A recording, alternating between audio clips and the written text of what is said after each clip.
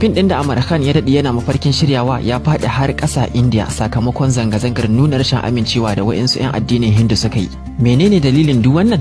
Ku biyo ni ku ji. Sunan wannan fim din dai Lal Singh Chaddha, wanda kuma maimaici ne na wani shahararren fim din America wanda ake cewa Tom Hanks Forrest Gump. Jarumi Amir Khan din wanda tsawon shekaru 30 ya shafi yana da burin maimaita wannan fim din, a ƙarshe yayi nasarar samun lasisin sahalewar maimaita fim din daga California ta ƙasar Amurka, tare da taimakawar wata mai shirya fina-finai ta ƙasar India da ke zaune a can. Nasarar samun wannan sahalewa a tsawon shekaru 10 ana bibiya ta zamo nasara ta farko da masu shirya fina-finai a ƙasar India suka sami lasisin maimaita wani fim din America.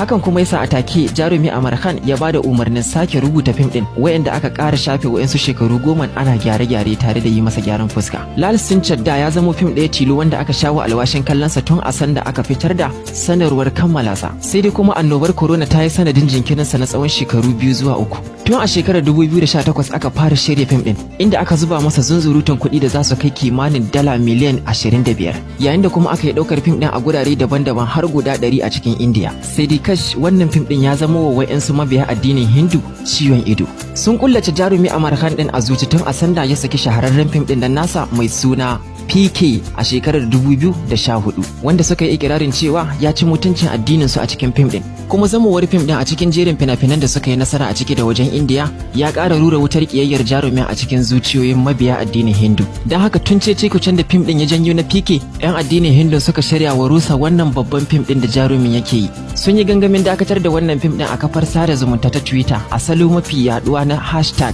inda a farkon watan Agustan wannan shekara jarumi Amir Khan din ya bayyana wa manema labarai cewa shi ko shakka babu mai kaunar kasarsa ne kuma mai martaba duka addinanta ne. A ƙarshe ya roƙi 'yan ƙasar da su taimaka kar su dakatar masa da fim ɗinsa. Sai dai ko da aka fitar da wannan sakon nasa, gangamin dakatar da wannan fim ɗin ta yi satika da yaduwa a cikin al'umma. A ranar 11 ga watan Agusta, wacce ta kasance ranar haska fim din a India, aka samu wayansu mabiya addinin Hindu suka tayar da zanga-zangar dakatar da haska fim din. Haka ma a can Delhi, babban birnin India, aka samu wata zanga-zangar ta sake barkewa a wani babban gidan kallo da ke can din. Inda a ƙarshe dai yanzu maganar da ake yi, fim din bai yi nasarar dawo da ko da rabin kuɗaɗen da aka kashe masa bane.